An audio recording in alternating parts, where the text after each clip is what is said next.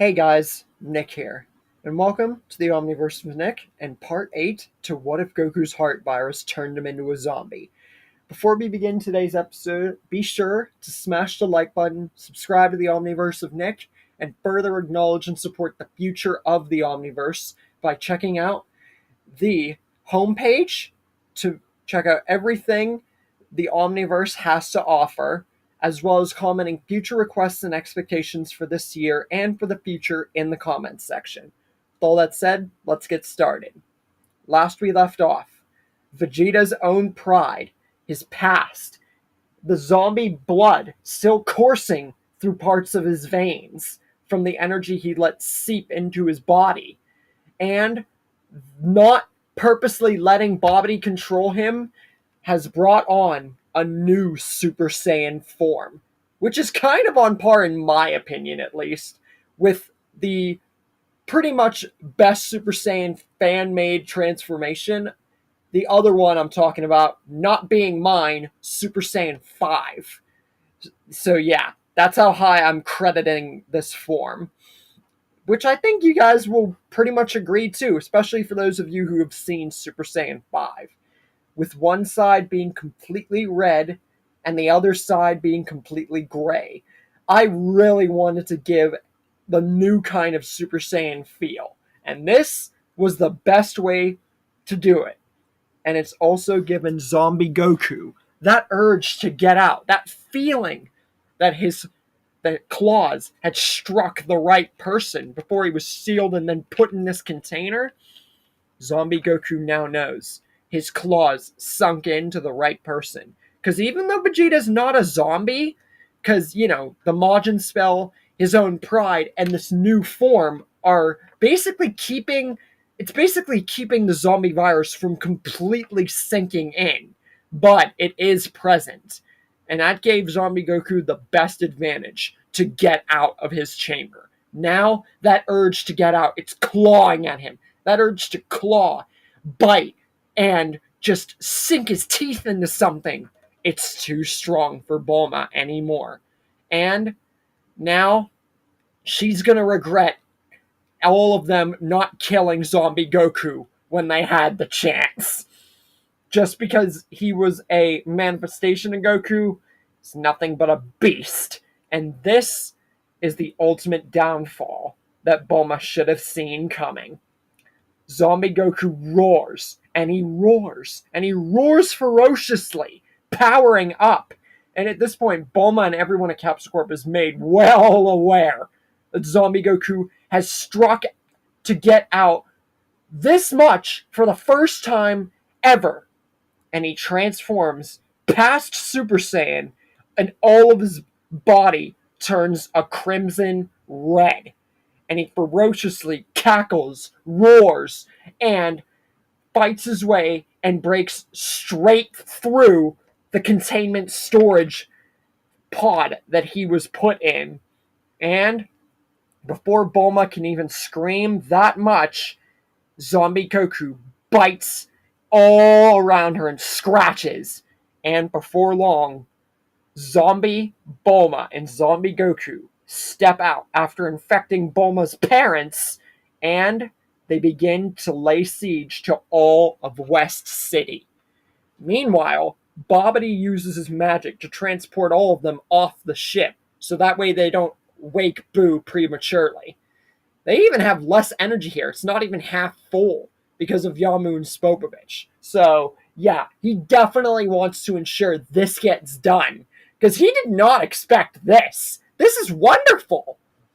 And then, once they do that, once he does that, not zombie Vegeta, Super Saiyan Hell, normal Vegeta, close to zombie Vegeta, with the zombie essence. That's a handful, isn't it? He roars and powers up. You can tell the zombie essence is, almost prominent here, but it's the Super Saiyan manifestation form that's beginning to let it be known to everybody that the zombie essence is present and out of Vegeta. He's letting it out for the first time since he got scratched. And everyone knows now that him being left alone to just have some of that energy expel, but also stored in him, Oh, they should have made, like, dang sure with Shenron or something. Now it's too late. And Bobbity, since Vegeta did not actually let Bobbity take control of him, because way different circumstances. Yes, you can make the argument like, hey, Gohan's hid Super Saiyan 3 and all this power just like Goku did. Wouldn't that make him want to let Bobbity in? That's true, but he's also not the one who. He didn't stay by with the fight with Deborah, which is what mainly set him off. You know, Gohan's lazy fight against Deborah and almost blowing up the ship. That's not, you know, that's not a thing here because of a different Gohan, no Goku, and way different circumstances. So Bobbity has complete control of him. And this Super Saiyan Hell is actually making his mind weaker while, making it stronger. It's weird, but you guys understand mainly. The main point is that Bobbity has complete control over him and tells him to get energy and kill everybody. So, Vegeta does, with this horrible, ferocious, and monstrous, and completely out of this world Super Saiyan bloodlusted transformation, Super Saiyan Hell. Vegeta wastes absolutely no time. And in the span of 3 seconds, Yamcha, Krillin, and Chaozu are all killed. At this point, Gohan is furious and transforms directly into Super Saiyan 2, and the two begin to clash. Super Saiyan 2 future Gohan fighting Super Saiyan Hell Majin Vegeta. And this fight is brutal. It's complete carnage. And Vegeta, we already know that he's brutal as frick, but this form is just making him even more brutal. So imagine a brutal Vegeta, the one we know and love, but like trillions of times worse. There's no side of Vegeta that's holding back, as if there ever was. But yeah, this fight is brutal to the core, and it's just started. But then, while they're fighting, Tien senses something disturbing, something dark, and there's more than one signature. And right away, everybody else picks up on this, and they all know what this is. Tien says, that's zombie Goku. He's escaped. This Super Saiyan Hell form must have broken him free. There's no way he would have just broken out randomly. He would have done that already.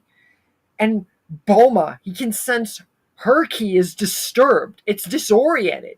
She must have been infected. If they let all of West City and the world get infected, Bobbity could use them. He can't right now if they go and stop him. But if Bobbity and Deborah and the rest here lock on, oh, not only will he have 2 mass destroyers, but the universe is doomed. And Tien volunteers to go to West City and stop them right now. He can do it, but he has to do it now. He can stop this once and for all. He's strong enough. Gohan says while he doesn't want to risk any more people, he knows that Tien is more than capable by this point to stop Zombie Goku. Because remember, Zombie Goku is not a Saiyan. He is a pure zombie. And yes, while he is a zombie Saiyan, the Zenkais won't work. Because, he doesn't have Saiyan blood anymore. It's full zombie blood. So what that means is, the whole time, for all these years, past freaking over 7 years, Zombie Goku hasn't gotten stronger. Just because he can go a higher grade of Super Saiyan, it's not really, not even mastered Super Saiyan. So he hasn't gotten any stronger, So what that means is Tien at this point can kill Zombie Goku and Zombie Bulma and all of them, just as long as not more than West City is infected. So Gohan, believing this, says to Tien, you better be use your Tri-Beam and your Solar Flare, use what will get you to not get bitten. Because if you're bitten, we're done. It's over at that point. True, everybody else here could stop them, But with Vegeta under Bobity's influence, if they don't kill Vegeta at least, or if they don't contain the problem in West City, it's over. The Earth, it's done. So Gohan says this. Make sure, Tien, you do not get bitten. We need you. And Tien says, don't worry about me. You guys just get what's done here. And make sure we all save the universe together. So, Tien goes to West City to contain that problem. And while that's going on, Piccolo, Shin, and Trunks all go into Bobity's ship to stop Bobity and Deborah. Because they want to ensure that if for some stupid reason, if for some insane reason, Gohan cannot beat Vegeta in this new form, or Tien cannot stop the zombie infection from West City, that at least they can stop Bobity and Deborah, and Boo will not be able to get resurrected. You know? And they won't be able to control Zombie Goku and all those zombies. So, they're all trying to stop 3 problems at the same time before they lose anybody else. And losing Yamcha, Krillin, and Chaozu was a bit of a bummer, but they're strongest here. They should be able to do it. So the 3 of them go into Bobity's ship to stop Bobity and Deborah, while Tien goes to West City, and Gohan at Super Saiyan 2 continues his fight against Super Saiyan Hell, Majin Vegeta. And the fight is brutal to the core. And it seems like they're even, sort of. That is, until Super Saiyan Hell Majin Vegeta introduces something that's different from the normal Vegeta or anything. It's not biting. It's not the Big Bang attack. It's not the Gala Gun. It's not the Final Flash. And it's no Final Shine attack. He brings out claws. I'm talking Wolverine-style bloody claws. Yeah, this is to show that the zombie virus is making itself more known other than just the transformation. You know? He's letting it be known. And again, Vegeta's not, there. He hasn't spoken a dang word. Not just because he's under the influence of Bobity, and he's not full zombie, but he's still not talking. And once he claws, it becomes well aware that this was not expected. And it slices Gohan's arm completely off. Yeah, we're doing that. And since this is the right Gohan, it makes sense for only this Gohan to get his arm cut off. Because President Gohan's never had his arm cut off, and there's no sense in doing it. So this Gohan, I had to do it somewhere. So yeah, Gohan has officially lost his arm. And you're probably like, oh, well, won't he get infected now? No. Because the zombie virus is in Vegeta, but it's not fully in Vegeta. And it's still human. It's still blood. You know, like his normal blood. The infection is there, but it's not strong enough to infect Gohan. Vegeta hasn't become a zombie fully yet. So all this does is it brutally tears Gohan's arm off. So it hurts a lot, and there's a lot of blood and gore. I would show it, but you guys get the point, you know? Gohan isn't done yet, though. He angrily, furiously turns into Super Saiyan 2. And then he powers up more, and more, and more, until he reaches the level of Super Saiyan that even Vegeta knew he was hiding, and that Gohan secretly unlocked in the hyperbolic time chamber.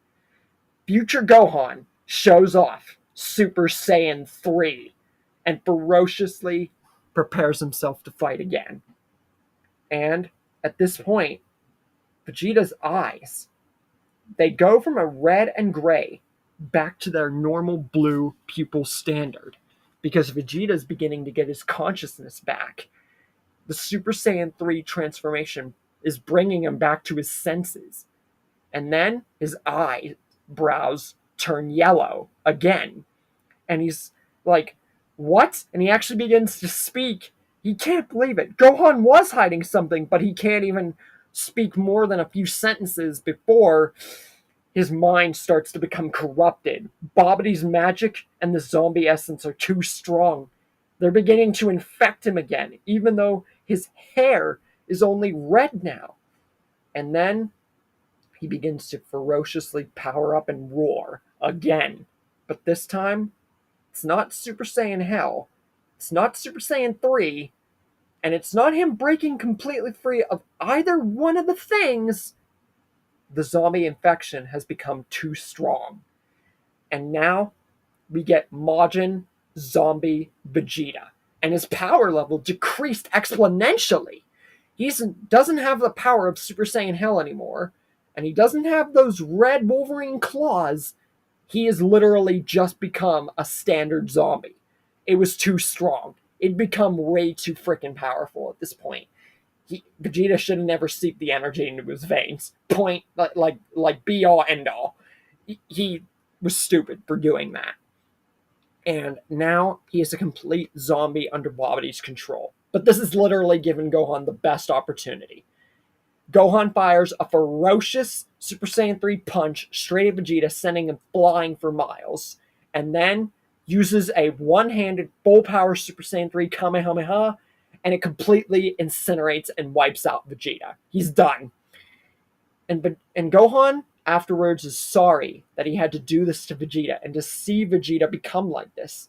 But he knows that he can resurrect him with the Dragon Balls.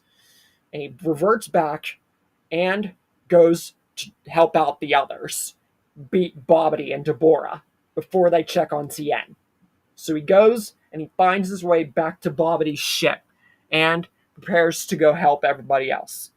Bobby is completely dumbfounded and surprised and shocked by this, because now him and Deborah are alone, and they still haven't sent Zombie Goku or the people in that city.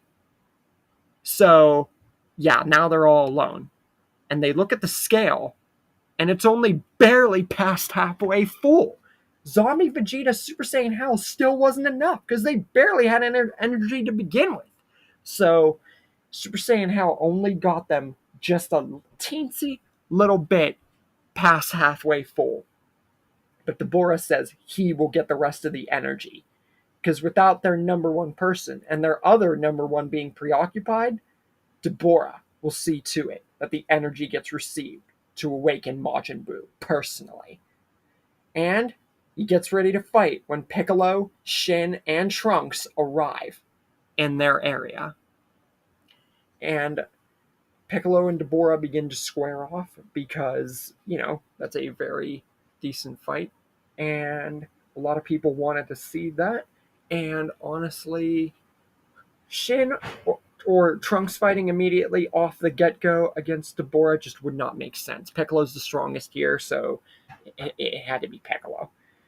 While Trunks, Super Saiyan, and Shin, they instantly kill Bobby. Like, there's no way that he just does not die here. Bobby dies here, especially with Shin's magic. Piccolo uses a full power special beam cannon, and if Piccolo's power alone in this story specifically, along with the special beam cannon and other techniques, didn't kill Deborah, especially after his fight with Vegeta, then Gohan going to help them all, even with one arm, but Bobby and Deborah are done. They're done. Piccolo is very surprised that Gohan's back. He has one arm, but there's no Vegeta. Nowhere in sight. Does this mean that he won? And does this mean that they all won? Bobby and Deborah are dead. There's no Majin Buu. The gauge isn't even full or even close to full. It's barely over halfway, and the only problem that he thinks is still going on is Tien and the zombies in the city. And Shin says that the problem isn't solved yet, but he tells Gohan and everybody to go to West City and find out that zombie problem with Zombie Goku. Buu, Shin will take care of Buu. He'll make sure that that's taken care of.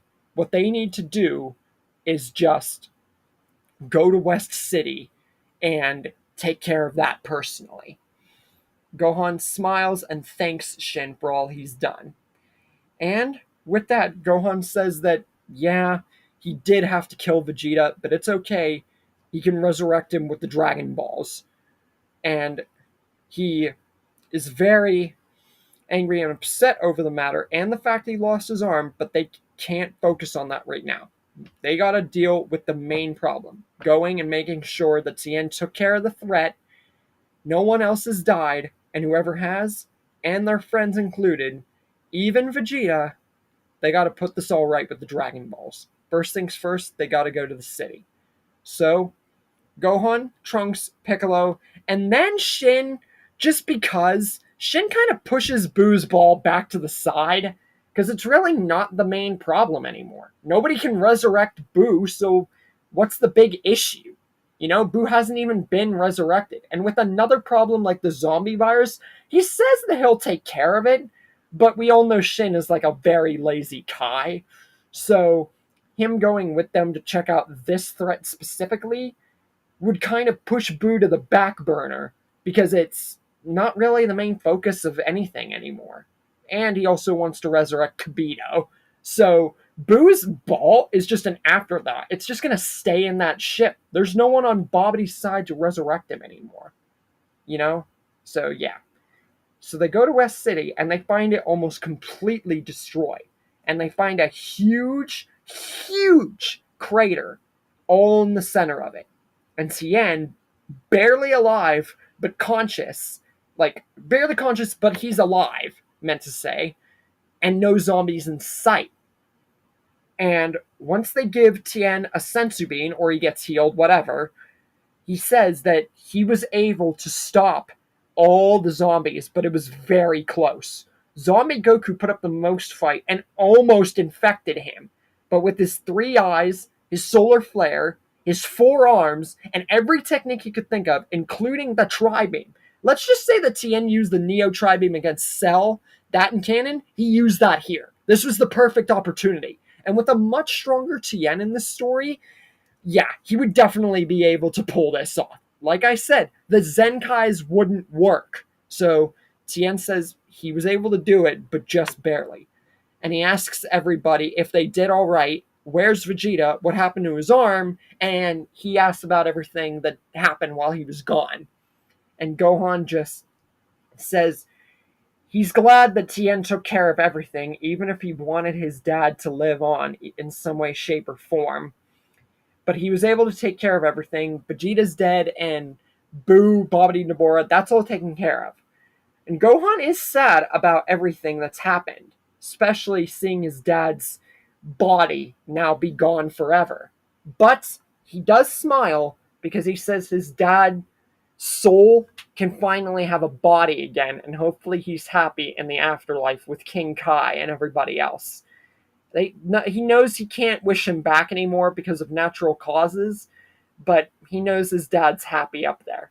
But he wants to wish everyone else back, though. So, future Gohan gathers up the Dragon Balls and wishes to restore all the lives that were killed on this day except for the most evil ones. And then, Piccolo and Shin ask him a question. Are you going to bring back your arm, too? That was sliced off by Vegeta. Why don't you bring back your arm? But Gohan thinks about this for a second and tells them, no, he's not going to wish for his arm back. And everyone's asking him, like, why? Don't you want 2 arms again? Why would you want to stay one-armed? And Gohan says that, while yes, it's true, he could wish back his arm and he could be 2-armed again, it wouldn't be his. It wouldn't be his arm, you know? It would just be basically a it would basically just be a copycat. You know, it would be a copy of his arm. It wouldn't be the arm that he had before. It would be a completely different arm. He doesn't want that. And Gohan was able, one-handed, at Super Saiyan 3, to take Vegeta in this new Super Saiyan Hell state. So Gohan knows if he takes his dad's place as the rightful protector of Earth, and Piccolo B is like master / second protector, since he needs to be the main protector. With his arm gone and Super Saiyan 3 at his disposal, Gohan needs to achieve higher power. He needs to be able to do this on his own. And with his dad's body now completely gone and that threat out of the way, they can worry less and less about big threats, but Gohan himself still needs to prepare.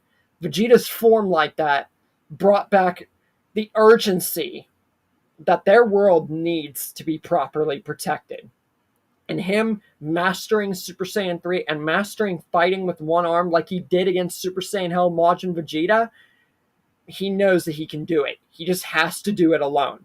And Gohan says while he is sad about losing his arm, wishing it back just isn't right. He knows what he has to do. And that's just how it has to be.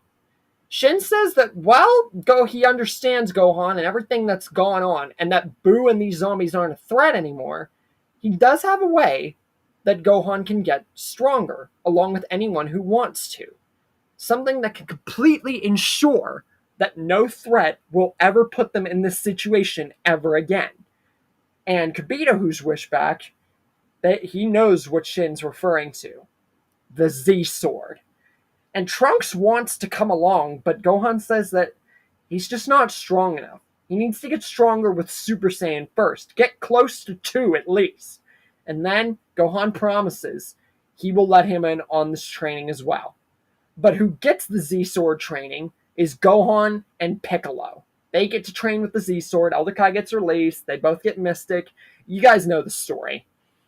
Meanwhile, Vegeta's, brought back. But his training is going to be trillions of times more potent than in canon. Because that's Super Saiyan 3. And the fact that he achieved a Super Saiyan form that wasn't through his own means. Oh, he's not only going to get past Super Saiyan 3, but he is going to get that form, Super Saiyan Hell, his way. And he's going to prove he's the strongest Saiyan in the universe, whether Kakarot is alive or not. And this will all show everybody's training fruition and gains into a new level just before Super when it comes to Dragon Ball Daima. And that's where we leave things for the moment.